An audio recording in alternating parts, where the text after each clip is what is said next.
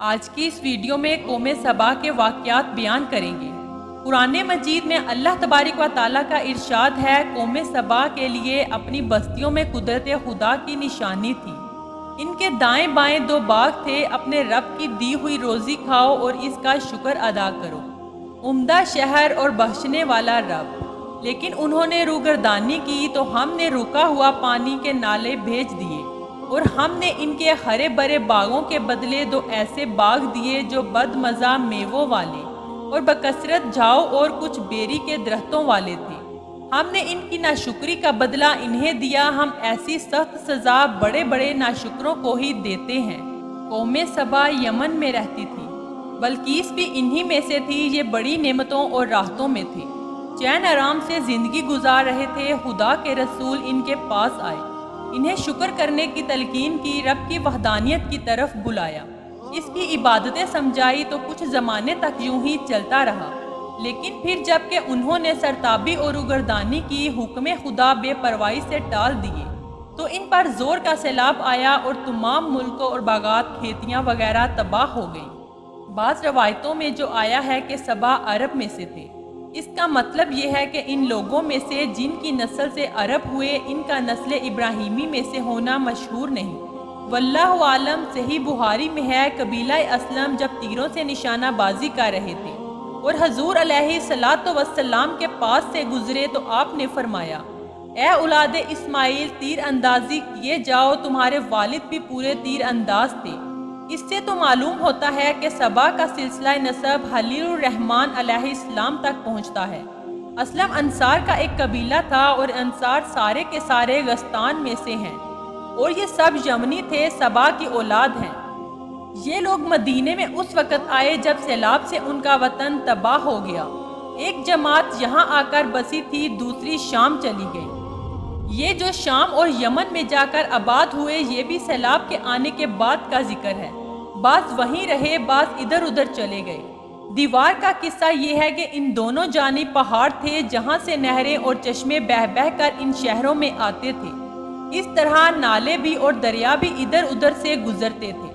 ان کے قدیمی بادشاہوں میں سے کسی نے ان دونوں پہاڑوں کے درمیان ایک مضبوط پشتہ بنوا دیا، جس دیوار کی وجہ سے پانی ادھر ادھر ہو گیا، اور خوبصورت دریا جاری رہا کرتا تھا، جس کے دونوں جانب باغات اور کھیتیاں لگا دی گئی۔ پانی کی کثرت اور زمین کی عمدگی کی وجہ سے یہ خطہ بہت ہی زرخیز اور ہرا بھرا رہا کرتا۔ ان کے ہاں مکھی اور مچھر اور زہریلے جانور بھی نہ ہوتے تھے۔ یہ اس لیے تھا کہ یہ لوگ خدا کی توحید کو مانیں اور بے دل و جان اس کے خلوص کے ساتھ عبادت کریں۔ یہ تھی وہ نشانی قدرت جس کا ذکر اس آیت میں ہے کہ دونوں پہاڑوں کے درمیان آباد بستی، اور بستی کے دونوں طرف ہرے بھرے پھلدار باغات اور سرسبز کھیتیاں۔ ان سے جناب باری تعالیٰ نے فرما دیا تھا، اپنے رب کی دی ہوئی روزیاں کھاؤ اور پیو اور اس کے شکر میں لگے رہو۔ لیکن انہوں نے خدا کی توحید اور اس کی نعمتوں کے شکر کو بھلا دیا اور سورج کی پرستش کرنے لگے، جیسے کہ ہدہد نے حضرت سلیمان علیہ السلام کو خبر دی تھی، یعنی میں تمہارے پاس سبا کی ایک پختہ خبر لایا ہوں۔ ایک عورت ان کی بادشاہت کرتی ہے، جس کے پاس تمام چیزیں موجود، عظیم الشان تخت موجود ہے۔ مروی ہے کہ 12 یا 13 پیغمبر ان کے پاس آئے تھے۔ بلاہر شامت اعمال رنگ لائی، جو دیوار انہوں نے بنا رکھی تھی اسے چوہوں نے اندر سے کھوکھلا کر دیا، اور بارش کے زمانے میں وہ ٹوٹ گئی۔ ہاتھ ملتے رہ گئے، کوئی تدبیر کاریگر نہ ہوئی۔ پھر تو وہ تباہی آئی کہ اس زمین پر کوئی پھلدار درخت جمتا ہی نہ تھا۔ بیلوں کے، جھاؤ کے، کیکر کے، ببول کے اور ایسے ہی بے میوہ بد مزہ بیکار درخت اگتے آئے۔ ہاں البتہ کچھ بیروں کے درخت اگائے جو نسبتاً اور درختوں سے کارآمد تھے، لیکن وہ بھی بہت زیادہ خاردار اور بہت کم پھلدار تھے۔ یہ تھا ان کے کفر و شرک اور سرکشی اور تکبر کا بدلہ کہ نعمتوں کو کھو بیٹھے اور زحمتوں میں مبتلا ہو گئے۔ کافروں کو یہی سزا اور اس جیسی ہی سزائیں دی جاتی ہیں۔ حضرت ابن ہریرہ رضی اللہ تعالی عنہما فرماتے ہیں، گناہوں کا بدلہ یہی ہوتا ہے کہ عبادتوں میں سستی آ جائے، روزگار میں تنگی واقع ہو، لذتوں میں سختی آ جائے، یعنی جہاں کسی راحت کا منہ دیکھا کہ کوئی زحمت آ پڑی، مزہ مٹی ہو گیا۔ ارشاد باری تعالیٰ ہے، ہم نے ان کی بستیوں کے درمیان جن میں ہم نے برکت دے رکھی تھی چند بستیاں اور رکھی تھی جو برسرے راہ ظاہر تھی، اور ان میں چلنے کی منزلیں ہم نے مقرر کر دی۔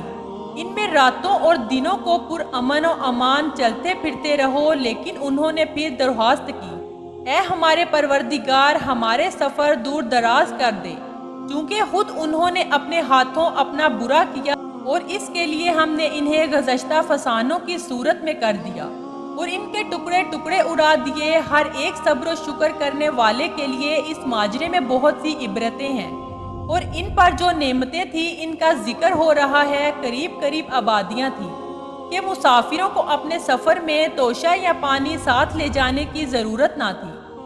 ہر منزل پر پختہ مزیدار تازہ میوے، خوشگوار میٹھا پانی موجود تھا۔ ہر رات کو کسی بستی میں گزار لیں، آرام کریں اور امن و امان سے آگے جائیں۔ کہتے ہیں کہ بستیاں صفا کے قریب وجور میں تھیں۔ اس راہ تو آرام سے پھول گئے، اور جس طرح بنو اسرائیل نے من و سلوہ کے بدلے لہسن پیاز وغیرہ طلب کیا تھا، انہوں نے بھی دور دراز کے سفر طے کرنے کی چاہت کی تاکہ درمیان میں جنگل بھی آئیں، غیر آباد جگہ بھی آئیں، توشے بھنے کا لطف بھی آئے۔ قوم موسیٰ کی اس طلب نے ان پر ذلت و مسکنت ڈالی۔ اس طرح انہیں بھی فراہی روزی کے بعد ہلاکت ملی، بھوک اور خوف میں پڑے، اطمینان اور امن غارت ہو گیا۔ انہوں نے کفر کر کے خود پر ہی بگاڑ ڈالا، اب ان کی کہانیاں باقی رہ گئی، لوگوں میں ان کے افسانے رہ گئے، تتر بتر ہو گئے، یہاں تک کہ جو قوم تیرہ ہو جائے تو عرب انہیں سبائیوں میں مثل سناتے۔ اکرمہ ان کا قصہ بیان فرماتے ہیں، کہتے ہیں کہ ان میں ایک کاہنہ اور ایک کاہن تھا جن کے پاس جنات ادھر ادھر کی خبریں لایا کرتے تھے۔ اس کاہن کو کہیں سے پتہ چل گیا کہ اس بستی کی ویرانی کا زمانہ قریب آ گیا، یہاں کے لوگ ہلاک ہونے والے ہیں۔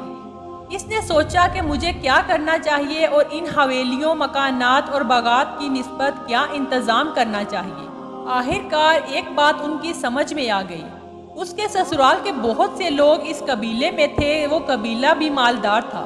اس نے اپنے لڑکے کو بلایا، اس سے کہا کہ سنو، کل میرے پاس کچھ لوگ جمع ہو جائیں گے، میں تجھے کسی کام کا کہوں گا تو انکار کر دینا، میں تجھے برا بھلا کہوں گا تو مجھے بھی گالیاں دینا، میں اٹھ کر تجھے تھپڑ ماروں گا تو بھی مجھے جواب میں تھپڑ مارنا۔ اس نے کہا، ابا جی میں یہ کیسے کر سکوں گا؟ کاہن نے کہا، تم نہیں سمجھتے، ایک ایسا ہی معاملہ درپیش ہے اور تمہیں میرا حکم مان لینا چاہیے۔ اس نے اقرار کیا۔ دوسرے دن جب اس کے پاس اس کے ملنے جلنے والے سب جمع ہو گئے، اس نے اپنے لڑکے سے کسی کام کو کہا، اس نے صاف انکار کر دیا۔ اس نے اسے گالیاں دی، اس نے بھی سامنے گالیاں دی۔ یہ غصے میں اٹھا اور اسے مارا، لڑکے نے بھی پلٹ کر اسے پیٹا۔ یہ اور غضبناک ہوا، کہنے لگا، چھری لاؤ، میں تو اسے ذبح کروں گا۔ تمام لوگ گھبرا گئے، ہر چند سمجھایا، لیکن یہی کہتا رہا کہ میں تو اسے ذبح کروں گا۔ لوگ دوڑے بھاگے اور لڑکے کے ننہال والوں کو خبر کی، وہ سب آ گئے۔ اول تو منت سماجت کی، منوانا چاہا، لیکن یہ کب مانتا تھا۔ انہوں نے کہا، آپ اسے کوئی اور سزا دیجئے، اس کے بدلے ہمیں جو چیز چاہے سزا دیجئے۔ لیکن اس نے کہا، میں تو اسے لٹا کر باقاعدہ ذبح کروں گا۔ انہوں نے کہا، آپ ایسا نہیں کر سکتے، اس سے پہلے ہم آپ کو مار ڈالیں گے۔ اس نے کہا، اچھا، جب یہاں تک بات پہنچ گئی ہے تو میں اس شہر میں نہیں رہنا چاہتا جہاں میرے اور میری اولاد کے درمیان لوگ پڑیں۔ مجھ سے میرے مکانات، جائیدادیں اور زمینیں خرید لو، میں یہاں سے کہیں اور چلا جانا چاہتا ہوں۔ چنانچہ اس نے سب کچھ بیچ ڈالا اور قیمت نقد وصول کر لی۔ جب اس طرح اطمینان ہو گیا تو اس نے اپنی قوم کو خبر دی کہ سنو، عذاب خدا آ رہا ہے، زوال کا وقت قریب پہنچ چکا ہے۔ اب تم میں سے جو محنت کر کے، لمبا سفر کر کے نئے گھروں کا آرزو مند ہو تو وہ امان چلا جائے، اور جو کھانے پینے کا شوقین ہو تو وہ بصرہ چلا جائے، اور جو مزیدار کھجوروں کے باغات میں بیٹھ کر آزادی سے کھانا چاہتا ہو تو وہ مدینہ چلا جائے۔ قوم کو اس کی باتوں کا یقین تھا، جسے جو جگہ پسند آئی وہ اسی طرف منہ اٹھائے بھاگا، بعض امان کی طرف، بعض بصرہ کی طرف اور بعض مدینہ کی طرف۔ اس طرح 3 قبیلے چلے تھے، اوس، خزرج اور بنو عثمان۔ جب یہ لوگ بطن مرکے پہنچے تو بنو عثمان نے کہا ہمیں تو یہ جگہ بہت پسند ہے، چنانچہ یہ یہیں بس گئے اور اسی وجہ سے انہیں حذایا کہا گیا، کیونکہ وہ اپنے ساتھیوں سے پیچھے رہ گئے۔ اوس و خزرج برابر مدینہ پہنچے اور یہاں آ کر قیام کیا۔ یہ اثر بھی عجیب و غریب ہے۔ جس کاہن کا اس میں ذکر ہے اس کا نام عمرو بن عامر ہے۔ یہ یمن کا ایک سردار تھا اور سبا کے بڑے لوگوں میں سے تھا اور اس کا کاہن تھا۔ سیرت ابن اسحاق میں ہے کہ سب سے پہلے یہی یمن سے نکلا تھا، اسی لیے اس سد ماب کو کھوکھلا کرتے ہوئے اس نے چوہوں کو دیکھ لیا تھا اور سمجھ گیا تھا کہ اب یمن کی خیر نہیں، یہ دیوار گری اور سیلاب سب تباہ کر دے گا۔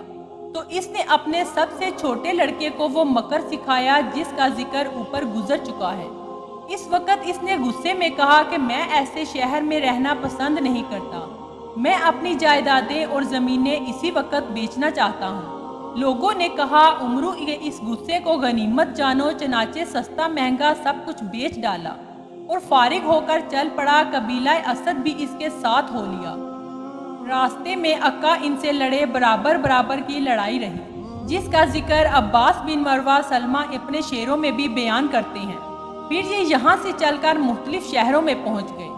سعدی نے اپنے قصے میں بیان کیا ہے کہ اس نے اپنے مقابلے کے لیے اپنے بیٹے کو نہیں بلکہ بھتیجے کو کہا تھا۔ بعض اہل علم کا بیان ہے کہ اس کی عورت نے جس کا نام طریفہ تھا اپنی کہانت سے یہ معلوم کر کے سب کو بتلائی تھی۔ اور روایات میں ہے کہ عمان میں غسانی اور ازواج بھی ہلاک کر دیے گئے۔ بعض روایات میں ہے کہ عمان میں غسانی اور زد بھی ہلاک کر دیے گئے۔ باوجود میٹھے اور ٹھنڈے پانی کی ریل پیل کے، پھلوں اور کھیتوں کی بے شمار روزی کے، حالت یہ ہو گئی کہ ایک ایک لقمے اور ایک ایک بوند پانی کو ترس گئے۔ پکڑ اور عذاب، یہ تنگی اور سزا جو انہیں پہنچی، اس سے ہر صبا شاکر عبرت حاصل کر سکتا ہے کہ خدا کی نافرمانیاں کس طرح انسان کو گھیر لیتی ہیں، عافیت کو ہٹا کر آفت کو لے آتی ہیں۔ مصیبتوں پر صبر، نعمتوں پر شکر کرنے والے اس میں دلائل قدرت پائیں گے۔